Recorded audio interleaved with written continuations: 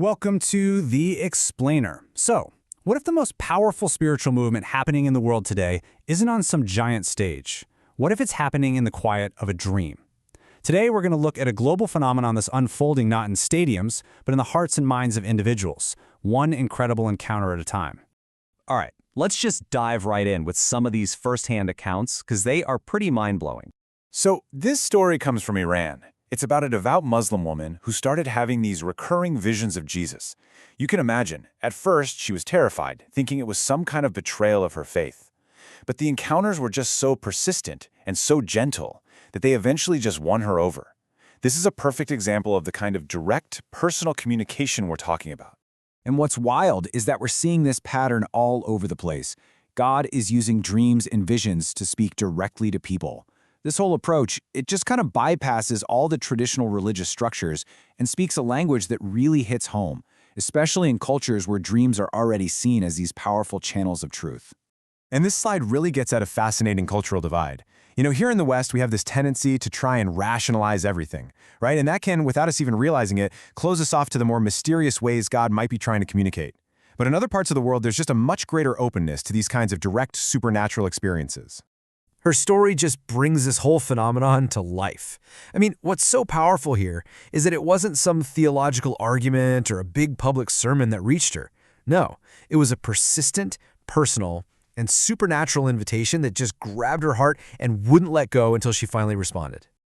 And these individual stories, they aren't just isolated incidents. Not at all. They're actually part of a much larger, global pattern that some people are starting to call a quiet revival.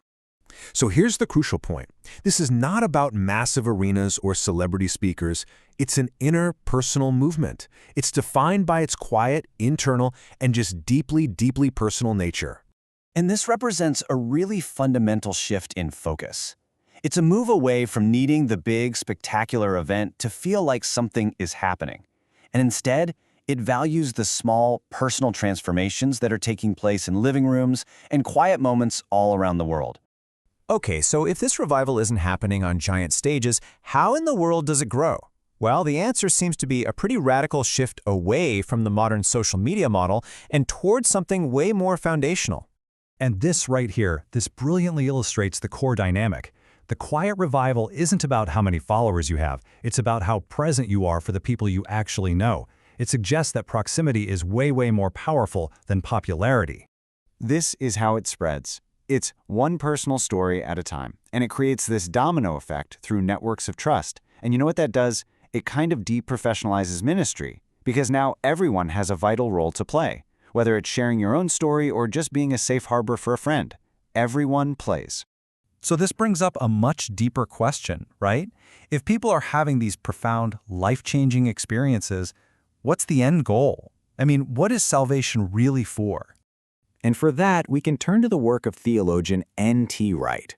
He offers this really powerful way of reframing salvation that connects directly to this quiet, relational movement we've been talking about. So, Wright argues that this common view of salvation as just an escape plan, a get-out-of-jail-free card, can actually be kind of a cop-out. It can become an excuse to just disengage from the world's problems. But he proposes a biblical view where salvation is actually a vocation. It's a calling to be agents of healing and hope in the world, right here and right now. And this is such a crucial distinction. We are not in charge of the final project, right? We can't build God's kingdom with our own two hands. But we are absolutely responsible for our part in it, for building for the kingdom. Wright uses this beautiful analogy of a stonemason working on a great cathedral. He says our job is just to do our small part faithfully, to carve our stone with care, knowing that it's going to find its ultimate meaning within a much larger, magnificent design that the master mason is putting together. So what are these signs of salvation? Well, they're the tangible things that flow out of a transformed life. Stuff like reconciliation, generosity, caring for the vulnerable.